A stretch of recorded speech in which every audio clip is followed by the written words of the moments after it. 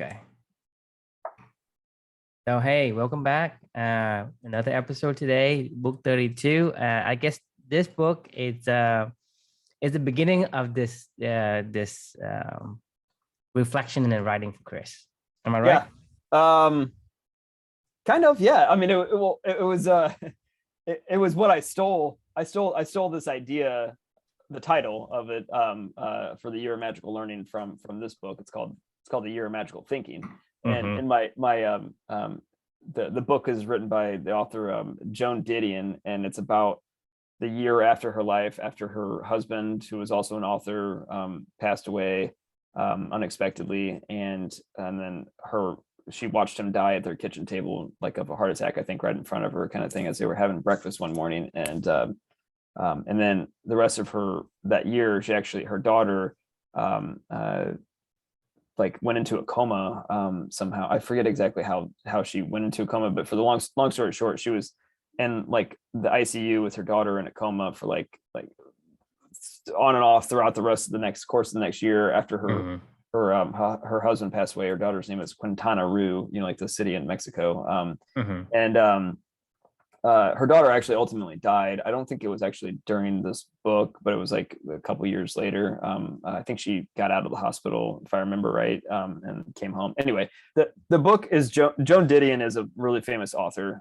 She wrote a lot of books over the course of her life, and this is later on in her life, and this was a more of a personal story for her, where it's called the Year of Magical Thinking. So it was her that year of just a bunch of tragedy, pain, going through a lot. Like, it went through what her husband was going through when he was after he died, and what she went through, and then it went through her daughter and being in the NICU, or not NICU, being in the ICU and being in a Mm-hmm. coma and going back and forth in the hospital. And it really like dove into a lot of her personal feelings and thoughts and emotions that were coming up, and how she was processing this during that time of her life. And if it sounds familiar or true, I mean, it sounds like kind of like my book, right? Right.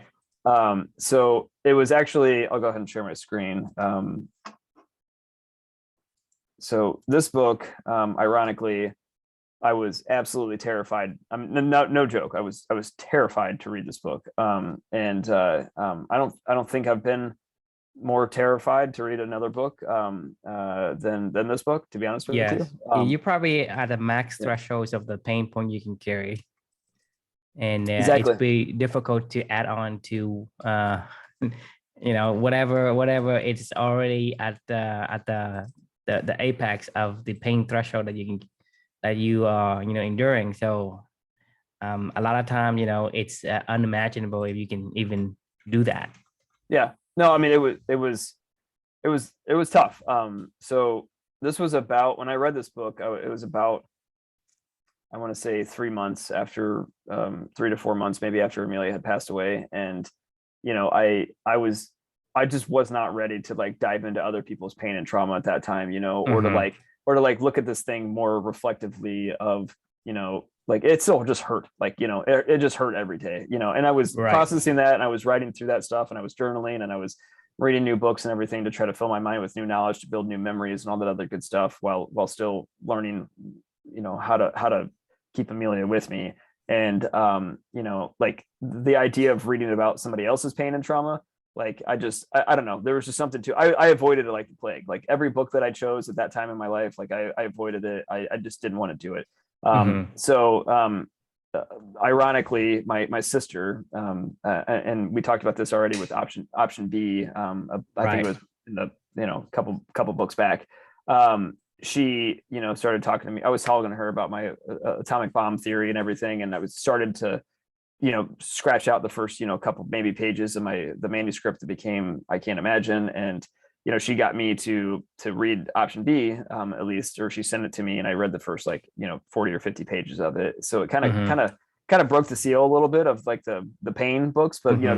that was kind of like the kiddie pool, like, and after I finished option B, I literally went to Google, and I Googled, like, books about pain and trauma, right? And this book just kept coming up and up and up and up of like, oh, Joan Didion, like really opened herself up to the world, and really like just talked about her pain and suffering after losing her husband and her daughter, and all this stuff. And I was like, do I really want to do this? So I literally just ripped the Band-Aid off one weekend, and I did this in a weekend. And it was I don't know what I was expecting, honestly. Like I heard the story. I appreciate her sharing it, and I don't know what I was hoping to get out of it. But by the end of it, I think the biggest lesson that I learned was I appreciate her sharing her details of her life, and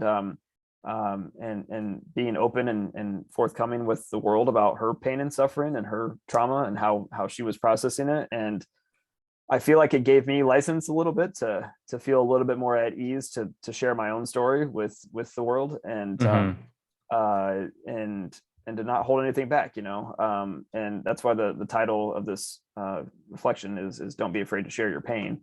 um I don't know if I was like inspired by this necessarily or what, but I know that I did feel freedom to that it's not weird to write about this, that it's not that it is okay, that other people will hear this, embrace it, understand what how you loved your family and what you went through, and how this is difficult, and for her it was losing a child and a husband at the same time. For me it was losing my daughter and going through a traumatic experience in the NICU. And yeah, I mean, I guess it just allowed me to think, like, as I wrote in the bottom down here, someday gave me license to share my own story. And someday I hope that if somebody reads I Can't Imagine, that they feel courageous enough to share their own story. And, and I guess my final sentiment was, when we suffer in silence, we lose.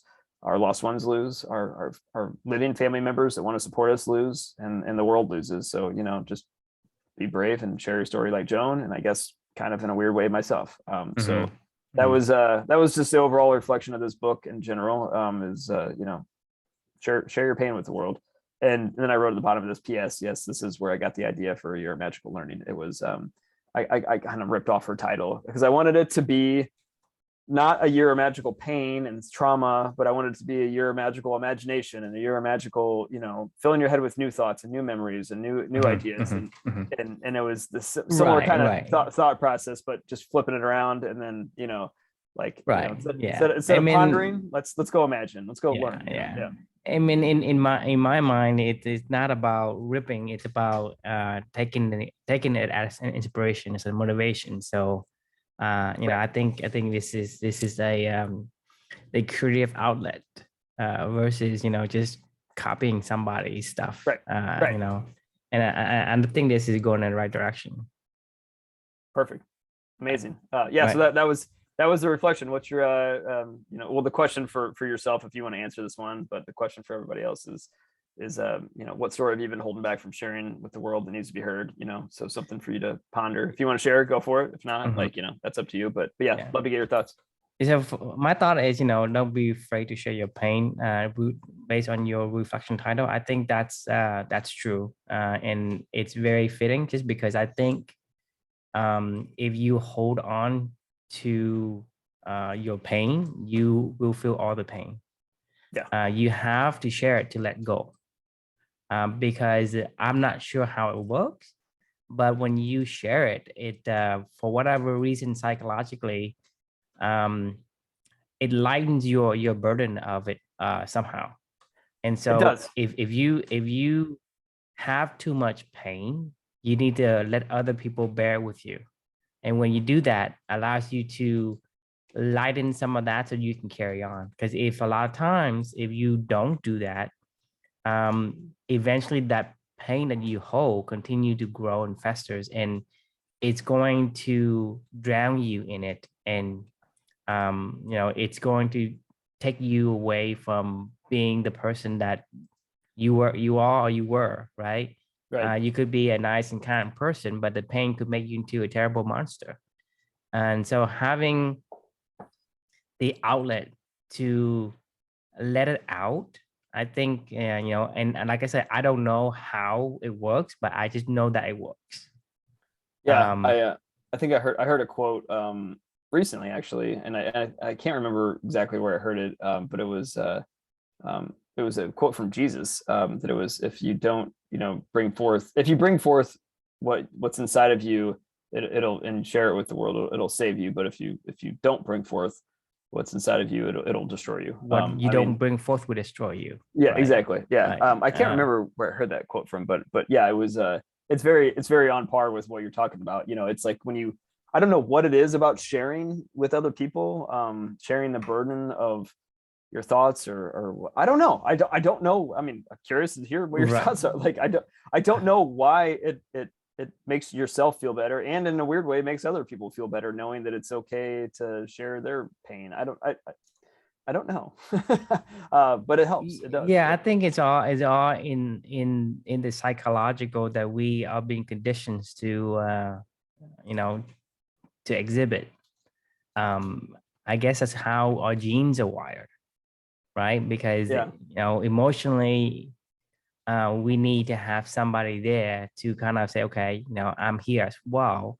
It's a, well, that means that I'm actually not the only one responsible. Therefore, my body is not, my mind and my cell is not trying to carry all of that.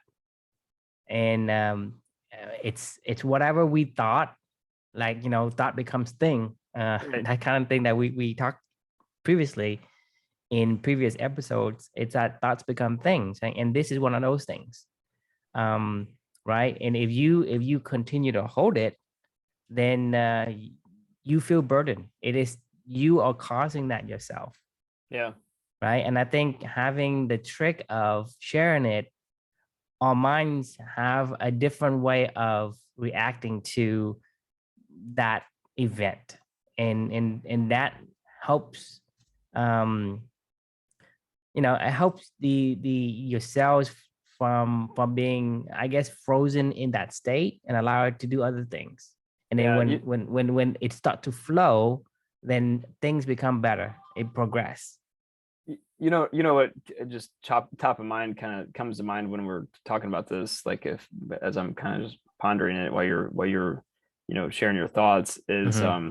it's almost like a like putting it into a box and putting it on a shelf. Like when you share when you get it out of you and you get it somewhere else where you can retrieve it, and that you can go feel that feeling again, but it's like stored in like a memory Right, right. box on a shelf somewhere where you can go. I can always go for the rest of my life. And I mean, hell, sometimes I reread my own book, when I was doing the audio version of it or whatever. Like it feels like somebody else's life, and it doesn't feel, I don't remember everything, to be honest Hmm. with you Hmm. anymore. And like, I think if you just kind of hold those things in, eventually it probably stays skewed in your mind a little bit, like as it's as time goes on, but you still, you never really, I don't know, it's like your writing's a way of processing it. Like obviously the whole entire book that I wrote was about like how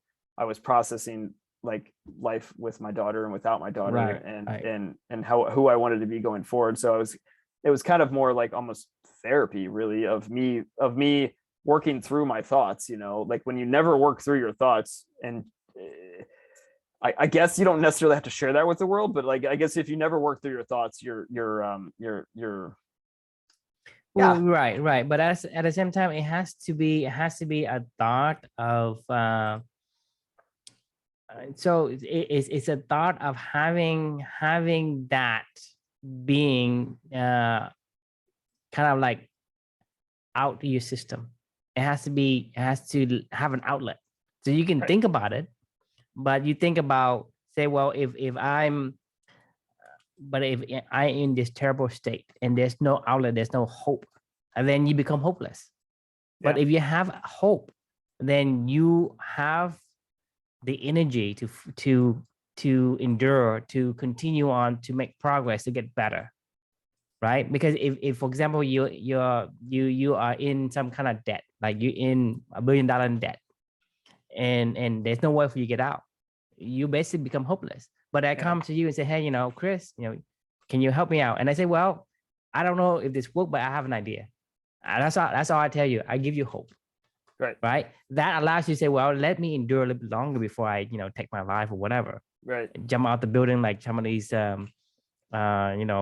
investors or these, or like financial guru that lost $1 billion and then jump out of the building, commit suicide. Right. If I tell you that, hey, I have something. I mean, it's just an idea, but it gives you a sliver of hope. Like a lifesaver, Yes, and like you hold thrown on into the to water. it. You hold on to it, right? So it's an outlet. It gives you that hope, because Yeah. if you can think about it, so not only you have to think about it, but have a way for it to get out of your system. If you don't have it, then it's hard. It's hard to basically, you have to come to terms with yourself. It's really funny we're talking about this right now, because the book that I'm reading this week is Daniel Pink's the new one he just came out with, The Power of Regret, and it's like just tightly aligning with a lot of like using your feelings and your pain and your emotions to turn it into thoughts, and then turning those thoughts into action. Is how you overcome this stuff, and then also how it inspires other people as well when they need a lifeline, and like Joan helped other people. I don't know how many people she's helped with this book, I know the other day, a friend of mine, Carson, came up to me after he finished my book, and he's a father of two, and he said, like, I'm just blown away. Like, it was a great paradigm kind of shifting event for myself to remember, like, my life, and put my life in perspective, and to cherish being a father, and and to spend more time with my girls, and to like a lot of those things, like that. I didn't write the book for Carson, obviously, right? I wrote it for myself, but if my words can help him, in whatever way, shape, or form, or maybe someday if he has his own event, he remembers back to some of the things that I wrote, or maybe he comes across somebody else in his own life, and he's like, hey, you should check out the story, it might help you. I think that's why we share, like, and I think that's why it's important to that thin thread that separates us from hundreds of thousands of lives kind of thing. So in the end, you have to share your pain. You have to have some kind of a confidant, whether that's if you don't want to share with the public, share with somebody who is in your circles, that you're comfortable sharing. And I think that, to me, is the greatest therapy that we can provide for one another, because that allows you a basic human needs to say, well, is there something I can lean on? Is there someone I can lean on to continue? And I want to segue a little bit and say, a lot of times an entrepreneur would want to start a company. I would say 99.99% of all solo entrepreneurs would not make it. Right. Yeah. Because there's going to be ups and downs. And so that's why you don't want to do it alone. And so that, to me, it's a great way for you to understand why having a partner in the building of your business is important. Not a someone to work with, but a partner. Yep. Because you need that psychological support, because you can say, well, I'm a business person, I have all these ideas, I can go to Elance or Fiverr or Upwork and get people to do it. You have other people doing work for you, but that person is not your partner. You can't share the psychological support, right? And having having the partner is very important for that. Agreed. I was joking, obviously, with Jazzy Jeff, but yeah. Well, we shall talk about Jazzy Jeff in the later, talks. But we don't want to spoil the the ending. It's so crazy how all of this stuff blends together now. Like, I mean, it's like this big mashup of like all these just different concepts and titles and reflections that have all like start to mash up and to create like a new world, that only you and I probably understand half the time, but at the same time, like it doesn't matter. Like you and I understand what what this is and what the context is, where it came from, how, why, and what it means. Right. Like and like that's something special. So that's cool. I love it. Awesome. All right. Well, good chat for the day, and yeah, looking forward to picking up tomorrow with book 33. Yeah. So until next time, have a good one.